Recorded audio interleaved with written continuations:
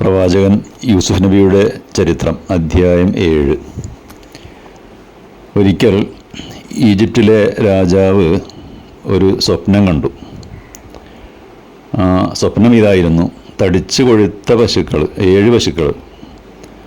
ആ 7 പശുക്കളെ 7 മെലിഞ്ഞ പശുക്കൾ തിന്നുകൊണ്ടിരിക്കുകയാണ്.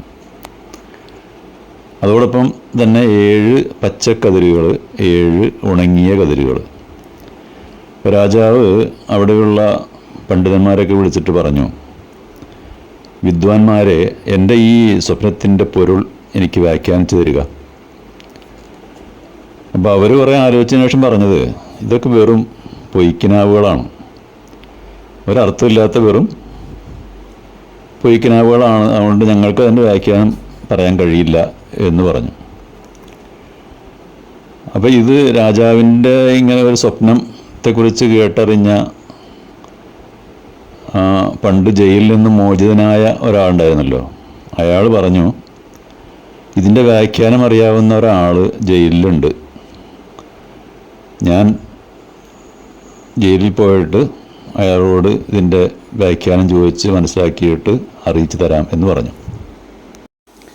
അങ്ങനെ രാജാവിൻ്റെ അനുമതിയോടുകൂടി തന്നെ അയാൾ ജയിലിൽ ചെന്ന് യൂസുഫിനോട് പറഞ്ഞു: യൂസുഫെ, 7 തടിച്ച കൊഴുത്ത പശുക്കൾ, 7 മെലിഞ്ഞ പശുക്കൾ അവയെ തിന്നുകൊണ്ടിരിക്കുന്നു. അതുപോലെ തന്നെ 7 പച്ചക്കതിരുകളും 7 ഉണങ്ങിയ കതിരുകളും. ഈ സ്വപ്നത്തിൻ്റെ വ്യാഖ്യാനം ഒന്ന് പറഞ്ഞു തരുമോ? അങ്ങനെ യൂസുഫ് അല്പം ആലോചിച്ചിട്ട് പറഞ്ഞു: അതിൻ്റെ വ്യാഖ്യാനം ഇങ്ങനെയാണ്: 7 കൊല്ലം നിങ്ങൾ തുടർച്ചയായിട്ട് കൃഷി ചെയ്യും. അങ്ങനെ നിങ്ങൾ കൊയ്തെടുക്കുന്നവ അവയുടെ കതിരിൽ തന്നെ സൂക്ഷിച്ചു വെക്കുക, നിങ്ങൾക്ക് ആഹരിക്കാൻ ആവശ്യമായ അല്പം ഒഴികെ. പിന്നീട് അതിന് ശേഷം കഷ്ടതയുടെ, ദാരിദ്ര്യത്തിൻ്റെ 7 വർഷങ്ങൾ ഉണ്ടാവും. അക്കാലത്തേക്ക് വേണ്ടി നിങ്ങൾ കരുതി വെച്ചവ നിങ്ങൾ അന്ന് തിന്നു തീർക്കും. നിങ്ങൾ പ്രത്യേകം സൂക്ഷിച്ച് വെച്ച അല്പം ഒഴികെ. പിന്നീട് അതിന് ശേഷം 1 കൊല്ലം വരും.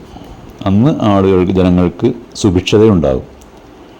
അവർ തങ്ങൾക്ക് ആവശ്യമുള്ളതൊക്കെ ഉൽപ്പാദിപ്പിക്കുകയും ചെയ്യും. ഈ സ്വപ്നവ്യാഖ്യാനം രാജാവിൻ്റെ അടുത്ത് ചെന്ന് ആ ഭൃത്യൻ വിശദീകരിച്ചു. അപ്പോൾ രാജാവ് പറഞ്ഞു: നിങ്ങൾ യൂസുഫിനെ എൻ്റെ അടുത്തേക്ക് കൊണ്ടുവരിക.